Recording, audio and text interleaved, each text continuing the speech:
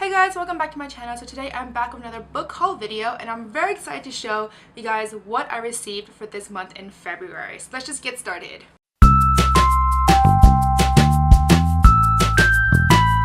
So let's start off with my book box, and the first thing that I received, the non-bookish item, is this pack of green tea. It's Tropical Isle, and I'm pretty excited for this because I do drink a lot of tea, so I'll let you guys know how this goes. So the next thing that I received is actually a pamphlet, and I was not expecting this at all, but when I got it I was very excited for it because I just finished the trilogy, and then I found out that there's actually going to be another trilogy, which is essentially just the continuation of the original, and that is Restore Me by Tahira Mafi, and it just came out on the 6th, so I'm probably going to buy it because I love the Shatter Me series trilogy. I thought it was fantastic, and this is going to be more about Juliet and Warner, and it's only a 30-page little pamphlet, but I'm really excited to get a sneak peek and see what this trilogy is going to be about. So the next book that I received in my book box is the woman's fiction, and that is She Regrets Nothing by Andrea Dunlop. And I don't really know what this book is going to be about, but according to this little pamphlet here, which they give you every month, it says, when Lila Lawrence becomes an orphan at 23, she's introduced to her 3 glamorous cousins from New York at her mother's funeral. 2 years later, Lila has left behind her quiet life in Michigan to move to New York City, landing her smack in the middle of her cousins' decadent world. As the truth about why Lila's parents became estranged from her family patriarch becomes clear, Lila grows ever more resolved to claim what's rightfully hers. So this seems like a very interesting book. I'm excited that it's set in New York, so I'm curious to see how that goes. The best thing about books set in your own city is that sometimes when the author introduces like restaurants and bars, I can cross-reference and see if it's actually legit or not, and then I can go there for myself to see how it is and if, you know, what the author depicted was accurate and whatnot. So that's actually kind of cool that it's set in New York City. And as always, it comes with a little bookmark and also the letter from the author, and it says, Dear reader, I'm so pleased to share my new novel, She Regrets Nothing, with you.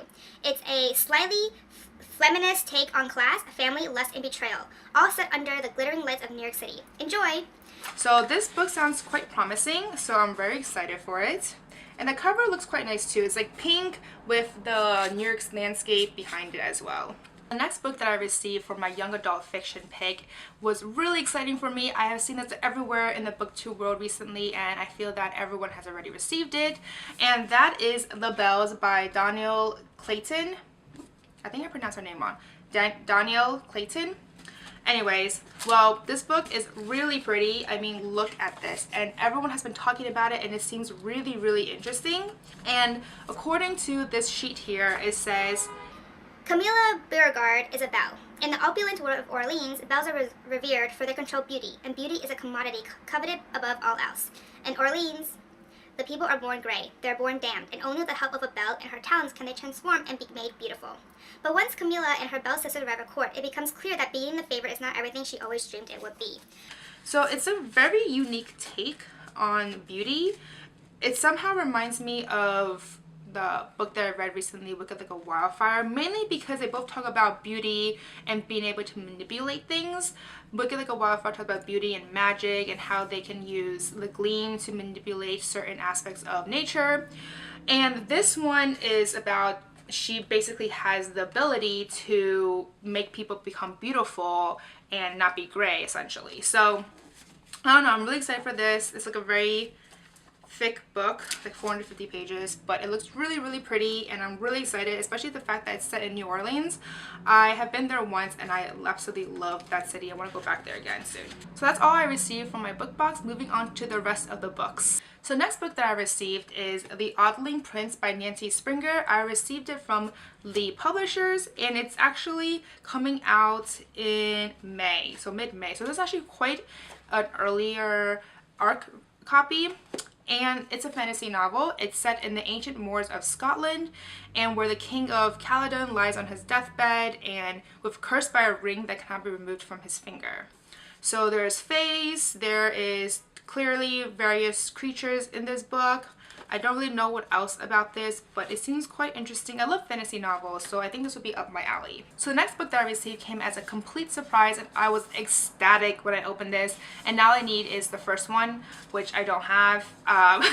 But that is Batman Nightwalker by Mary Lou, and I'm really excited for Catwoman as well. I think the whole idea of having these megastar authors, like well-known YA authors, writing superheroes from DC is really interesting, and I love this idea, so I cannot wait to see if this book is as good as everyone has said it is. So I kind of forgot that I also received Book of the Month books now that I'm going through the whole pile, but I picked 2 books this time from Book of the Month because I couldn't resist from both of them, and they're actually both historical fiction, which came as a surprise to me because I'm usually not a fan of such genre, but these both sound really interesting and I couldn't resist. And the first one is The Broken Girls by Simone St. James. So it's set in 1950 as well as 2014, where something happens in this boarding school and this one girl disappears, and now it's 2014 and a journalist is trying to figure out what happened to her elder sister's death and how her body was found.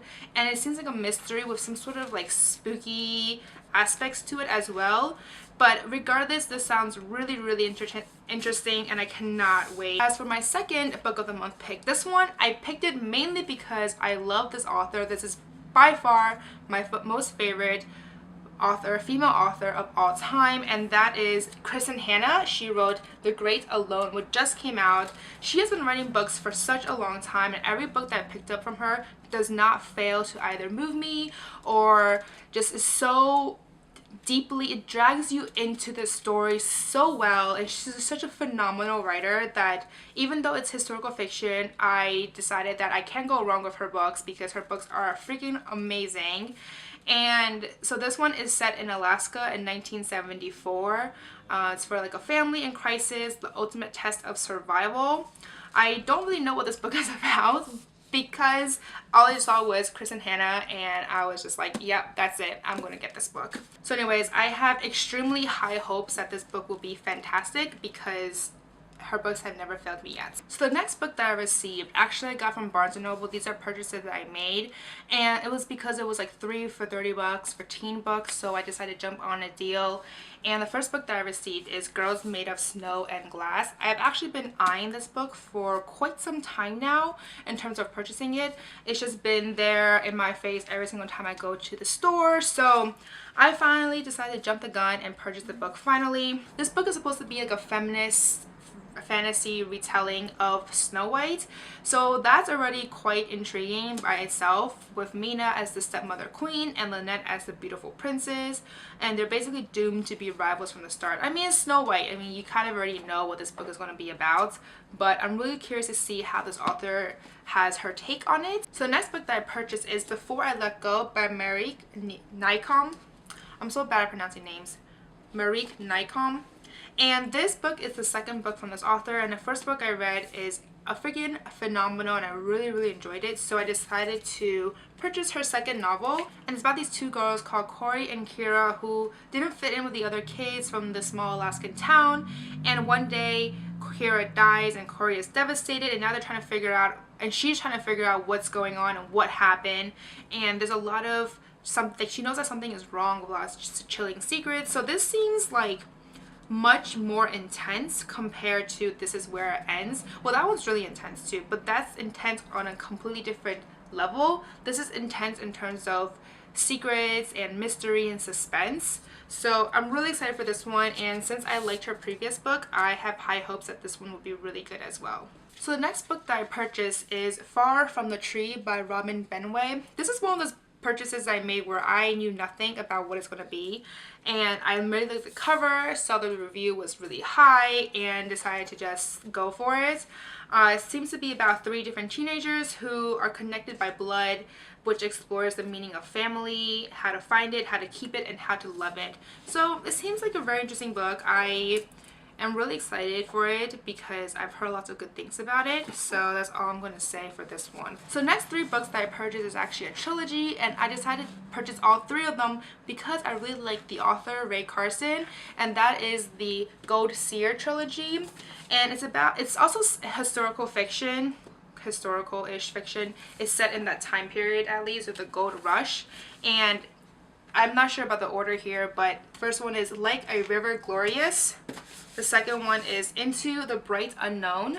And finally, Walk on Earth a Stranger. So I'm really excited for this one. I really liked her Fire and Thorn trilogy, so I have high hopes that these will be fantastic as well. So next book that I purchased, and the last book in this book haul video, is a book that I am quite surprised at purchasing because I didn't like the book from the previous book that the author wrote. And to my defense though, I did listen to it via audiobook, so I don't know if that made a difference, but people were raving about it. And I recently read a book called The Astonishing Color of After. I will link my video above in case you're interested in checking it out. But it was talking about how it's for fans, for people of this author. So I decided to take the plunge and purchase this book, which is actually the best fiction, I believe, I might be wrong, of the Goodreads Awards, Choice Awards. And that is Little Fires Everywhere by Celeste Ng.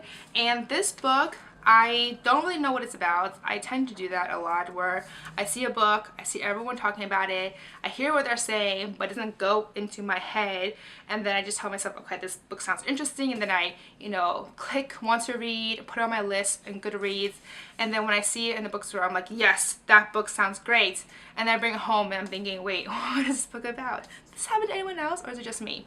Let me know. So in terms of what this book is about, from a brief glance at this book flap, it's about Mia Warren, who is an artist and a single mother who lives with her teenage daughter Pearl in Shaker Heights, which is a suburb of Cleveland.